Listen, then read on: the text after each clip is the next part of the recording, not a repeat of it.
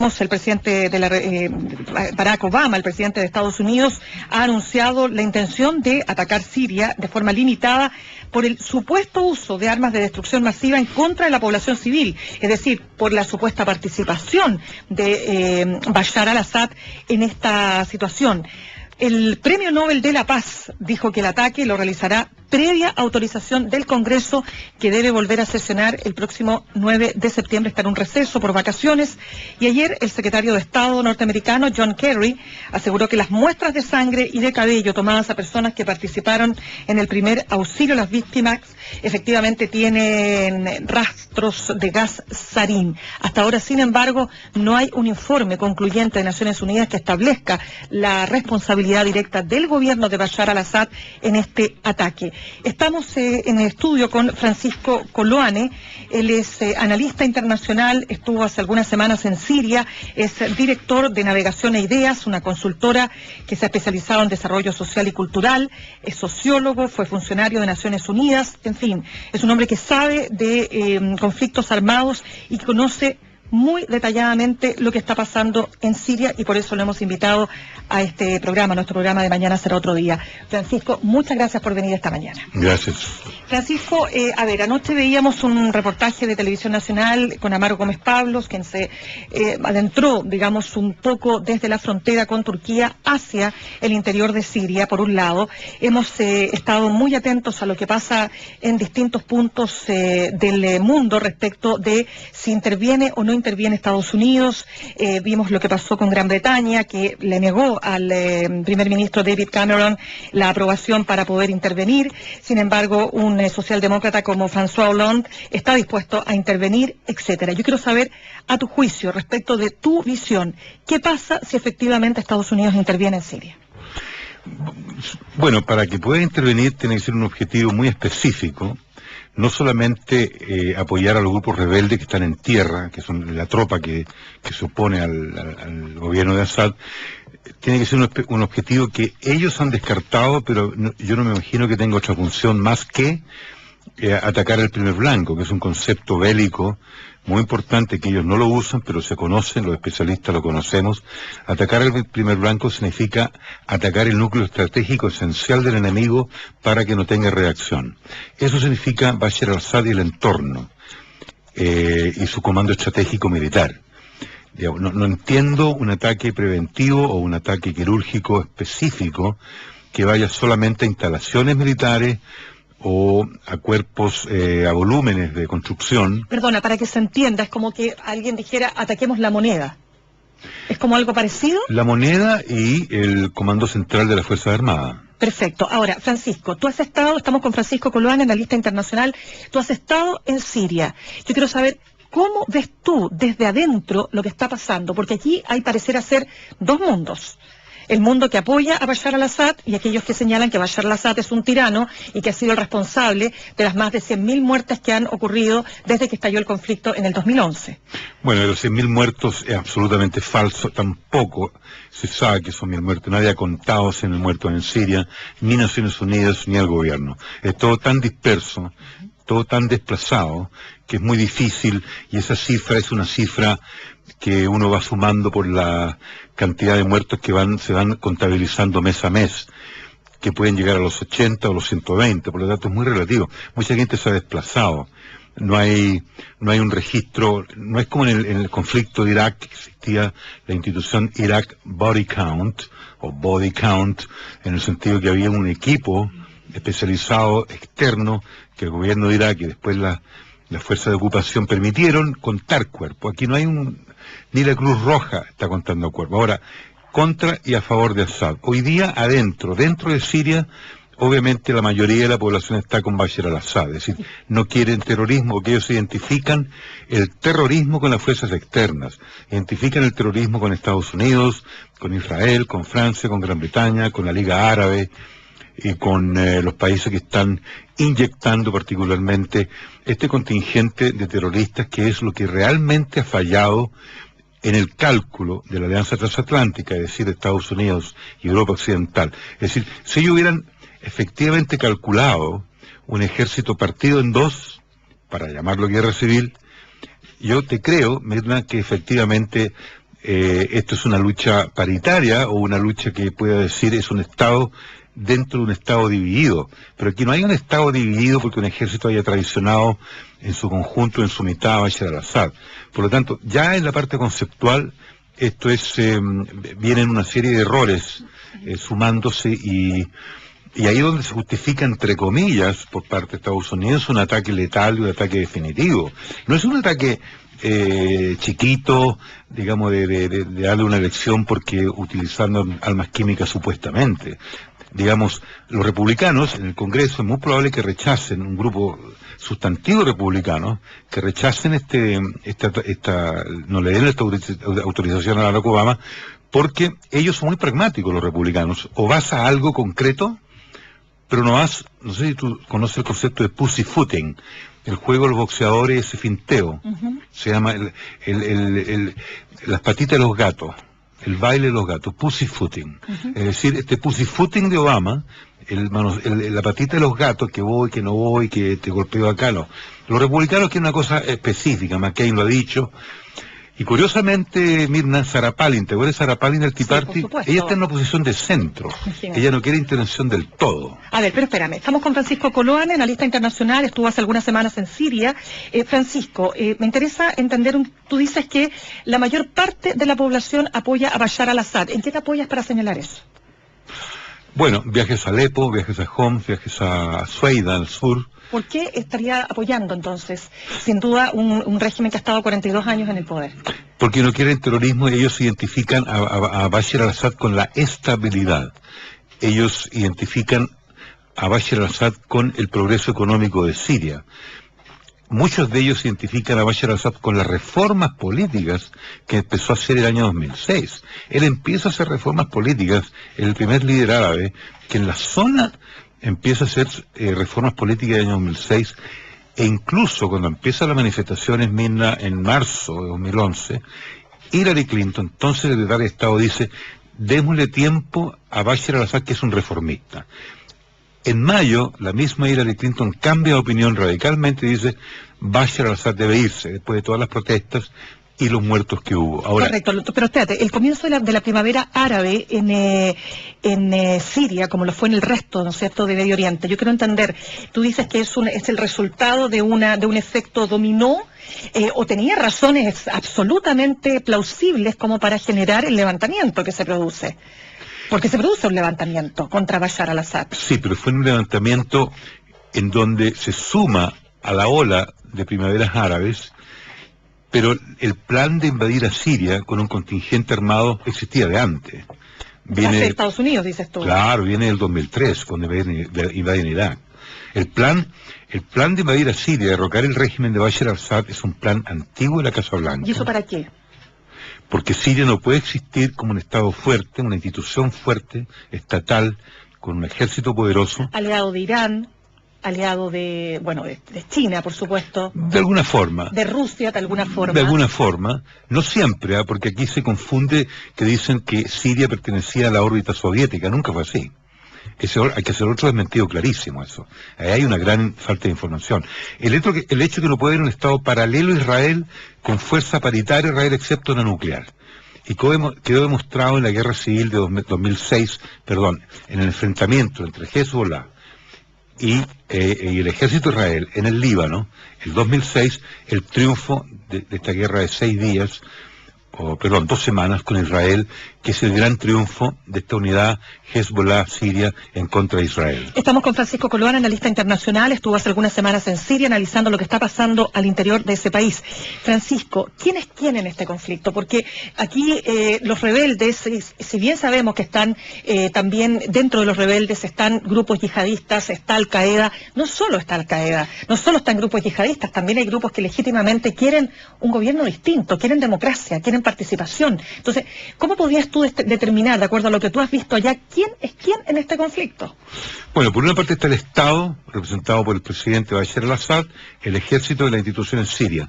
El resto es una fuerza política que se agrupa bajo la coalición nacional siria, que lo componen más o menos 10 agrupaciones que van desde los comunistas hasta lo equivalente al islamismo radical de derecha, que tratan de implantar un régimen clerical dentro de Siria. Esos son los políticos. Hay moderados también. Hay moderados de centro, hay abogados, académicos de derechos humanos que han adquirido un rol político. Estoy hablando de la fase política de la zona. Dentro de ello, existen también exiliados que se han opuesto siempre a Bashar al-Assad. Ahora, no existe una formalización, ¿no es cierto?, de la integración de los grupos terroristas en esta coalición. Los grupos terroristas se expresan más que nada en el sector armado, en el sector bélico. Sin embargo, la hermandad musulmana forma parte de esta coalición, pero de forma muy subrepticia, porque ellos trabajan también en forma subrepticia. Tú dices de la coalición de oposición a Bashar al-Assad. La coalición Correcto. política, claro.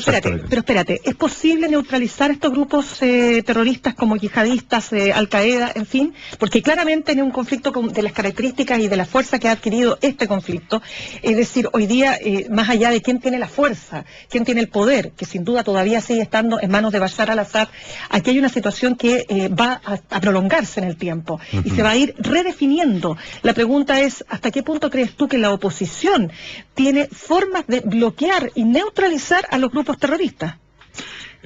Imposible porque en un conflicto bélico las características dispersas y fragmentadas de Siria, obviamente que la parte bélica tiene el protagonismo, y lamentablemente el protagonismo de la fuerza rebelde ha sido asumido por los terroristas que tienen mucha potencia. Y esto quiero hacer un paréntesis muy chiquito. El terrorismo hay que visualizarlo como un consorcio de empresas subcontratadas. Y yo decía en forma de broma la otra vez, como Codelco. Codelco no puede solo, perdón, tiene que subcontratar. Y este es un tema inmenso, un tema que tiene la CIA, que tiene el Pentágono y fundamentalmente las fuerzas de inteligencia norteamericanas. Es decir, se dedicaron a subcontratar. Y este modelo de la subcontratación fue utilizado por Qatar y Saudi Arabia. Por lo tanto, la fuerza multinacional terrorista que hay, de yihadistas, como tú bien dices, y de elementos de radicalismo islámico, es un negocio para desestabilizar estados. Ese es el tema grave que se expresa en Afganistán, Pakistán.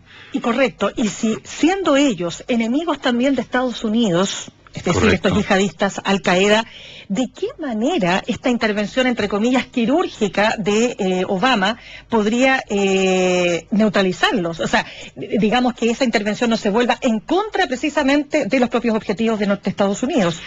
Se puede volver ahora, pero ahí hay una pregunta que tiene que ver con inteligencia muy fina y muy profunda. El propósito es neutralizar Irán.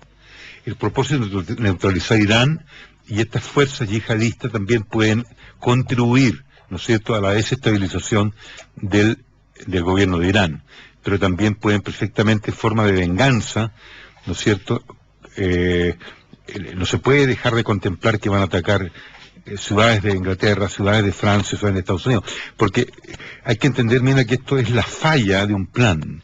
Cuando tú fallas en un plan después de 2 años y medio y no hay recompensa, las fuerzas que tú contratas se transforman en una anarquía desesperada.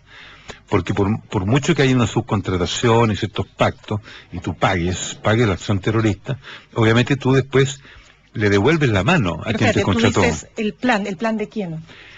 El plan de derribar a Bashar al-Assad. ¿Pero de parte de quién? De la Alianza Transatlántica, Estados Unidos. Claro. Espérame, estamos con Francisco Coloane en la lista internacional aquí en Mañana Será Otro Día de Radio Concierto. Francisco, quiero saber lo siguiente. Aquí ha habido, tú dices, no se sabe si son 100.000, si son 80.000, si son 120.000, pero el hecho concreto es que aquí hay una guerra terrible que ha costado miles y miles de víctimas. Yo quiero preguntarte, a ver, las bajas...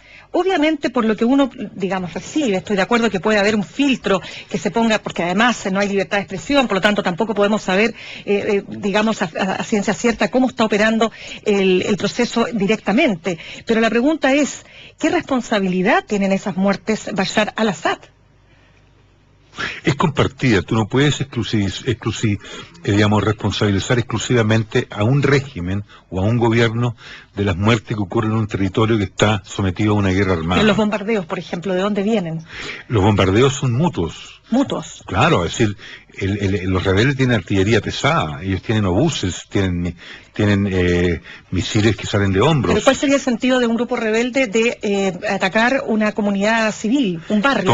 Toman la población Juan Antonio Río, ahí se instalan y ahí comienzan a disparar y los desplazados se van, la gente se va. Ese ha sido el patrón en Alepo y en Homs. Ellos toman barrios, llegan infiltrados por Turquía. Esta guerra civil, mira, no nace del interior de Siria. Perdón, no hay guerra civil. Este enfrentamiento no nace del interior de Siria. Es una infiltración desde Jordania, Líbano e Irak al comienzo. Después Irak y Líbano se desenganchan del plan de derrocar a Assad. Porque ese es el objetivo. Derrocar al gobierno, nada más. Francisco, ¿qué pasa con el tema de las armas químicas? Lo comentábamos hace unos días con mi compañero acá, Álvaro Pachi. Decíamos, usar armas químicas desde la perspectiva del gobierno de Bashar al-Assad sería como dispararse a los pies. Exactamente. Por lo tanto, ¿cómo te explicas tú esto que sin duda hasta ahora no hay una prueba específica que diga que el gobierno de Bashar al-Assad aplicó armas químicas, pero tiene capacidad los rebeldes o sectores de los rebeldes de operar con armas químicas? Hay contratación. Los rusos han seguido por GPS y por Geospatial instrumentos geoespaciales el traslado de armas químicas de Jordania a Siria. Eso está comprobado, y de Turquía a Siria también. Y es muy fácil, no es muy fácil poner armas químicas en un cohete, en un obús, en un mortero. ¿Tiene las Naciones Unidas cómo determinar quién fue el responsable? Si esa misión hubiera completado su trabajo, que no lo completó, porque se quedó solamente una semana y tenía visa para 2 semanas, si realmente son serios, imparciales, perfectamente pueden sacar la conclusión abierta todavía de que ha habido uso de armas químicas por ambas partes. Ahora, el gobierno sirio niega terminantemente que en Ghouta por lo menos, que ellos tenían controlado todo ese sector donde aparecen las víctimas el día 21, era prácticamente imposible, como tú bien dijiste, dispararse en el pie. Ahora, Francisco Coloane, tú estuviste ahí, quiero que me cuentes lo que tú has visto. ¿En qué lugares has estado? ¿Cuál es la realidad que a ti te ha tocado ver?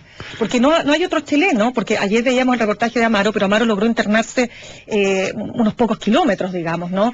Es decir, no deja de ser meritorio, pero en definitiva no entra al corazón. Yo quiero saber, tú que has estado en el corazón, ¿qué es lo que tú has visto? Bueno, yo te puedo relatar el bombardeo de mayo, del 5 de mayo de Israel, el día de la noche de Israel, bombardearon. La gente no se asustó, no salió a las calles despavorida. El día siguiente era un día, no me lo van a creer los auditores, ni tú tampoco. Sí estaban absolutamente tranquilos, porque ellos han estado acostumbrados a las incursiones de aviones de Israel en forma bastante frecuente. La gente va a las calles, hace su vida, escucha todos los obuses, los ruidos de morteros del alrededor de Damasco. Yo he ido a las periferias de Alepo, en zonas controladas por el ejército. Hay una gran devastación. He ido al sur, a Sueida, a la parte de Druz, que está muy tranquilo, controlada. Me he acercado a la zona de Tartus, que es la zona de la costa.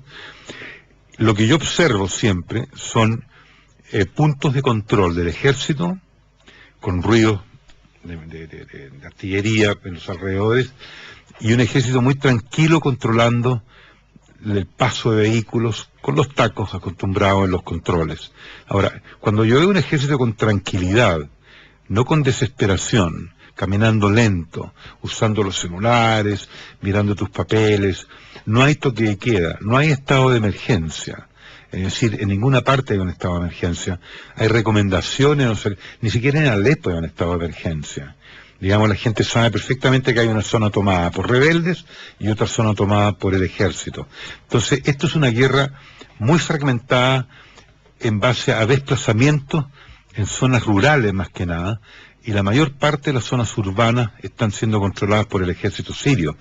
Tú me preguntabas el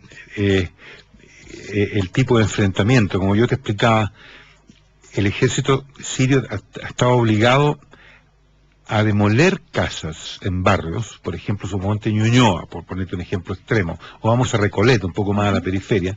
Tú tienes que aplanar con bulldozers para poder instalarte como una unidad militar y poder contrarrestar a los rebeldes o lo que sea, los guerrilleros que están a una distancia de 5 o 6 kilómetros, y ahí se produce la batalla. Ese mismo modelo, ¿no es cierto?, que está en los alrededores de Damasco, es posible trasladarlo a Alepo, a Homs.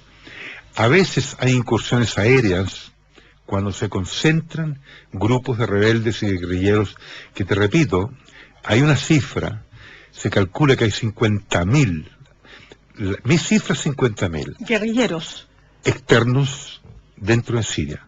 Es una multinacional de mercenarios mezclados con terroristas yihadistas, mezclados con una serie de, yo le llamo empresas subcontratistas, ¿no es cierto?, del terrorismo. Es decir, no es distinto a los carteles de la droga, es decir, este es un negocio. Francisco, estamos con Francisco Coloane, analista internacional. Para cerrar, ya nos quedan muy poquitos minutos. Una sola pregunta para finalizar la entrevista. ¿Qué pasa si interviene Barack Obama? ¿Cuál es cuál es el panorama que se avisora, digamos, en lo inmediato? Si interviene con Tomahawk, que la única posibilidad de hacer un ataque quirúrgico efectivo, que es el más probado y el más profundo en el sentido del grado de penetración en las unidades del ejército, sea armamentos, sea contingente, tiene 20 metros de largo, entre 10 y 15 metros de longitud, y tiene una ojiva o una cabeza nuclear con uranio empobrecido. Es decir, si Obama, el gobierno de Estados Unidos, utiliza Tomahawk de la dimensión y del grado, dicen que los 4 destructores tienen alrededor de 150 Tomahawks. En Libia, para aniquilar el armamento y el ejército de Gaddafi se usaron 300. La diferencia entre el armamento y el arsenal y el ejército libio y sirio es 1 a 5 en potencial y en volumen y en grado de combate. Por lo tanto, tú te imaginarás, ya los cruceros creo que están armados con 200, pero van a necesitar 1000, por lo menos. Es un desastre. Es un desastre. Es decir, ese es un signo de interrogación inmenso de cuál va a ser la batería bélica, ¿no es cierto?, que van a utilizar. Hay una fuerza especial en Jordania, se calcula esas cifras nunca son ciertas, dice que son 1000, pueden ser hasta 5000 de tropas norteamericanas preparadas como fuerzas especiales para apoyar a los rebeldes. Por lo tanto, lo que yo, desde el punto de vista bélico, es una amenaza en términos de decir, bueno, aquí estamos presentes los norteamericanos, estamos en contra del tema de las armas químicas, con pruebas o sin pruebas. Y en segundo lugar, ver qué es lo que sucede como hecho político, si efectivamente va a haber una ofensiva rebelde y se experimenta un desgaste en el ejército sirio después de estas incursiones por cohete. Yo no creo que vaya a haber bombardeos con aviones a mansalva, ¿no? Puede que hayan 2 o 3 incursiones, pero yo dudo que se sume, porque esa es la única posibilidad que salgan de Turquía. Hay aviones en Jordania, no creo que la Fuerza Aérea Jordana lo haga, porque eso sería un desastre. Fuerza Aérea Norteamericana sí, Fuerza de Israel, mala señal, pésima señal. Aliarse con Estados Unidos en forma conjunta para atacar un país árabe, esos son cálculos políticos que tienen que estar haciéndose en la Casa Blanca, en el Congreso, en forma muy delicada, no pueden ser desprolijos, y tienen que pensar el efecto político y el efecto humanitario de lanzar ese tipo de armamento que tienen un uranio empobrecido. Muy bien, Francisco Coloane, analista internacional, muchísimas gracias por habernos acompañado esta mañana. Bueno, espero haber sido útil. De todas maneras, gracias. No te muevas de la 88.5.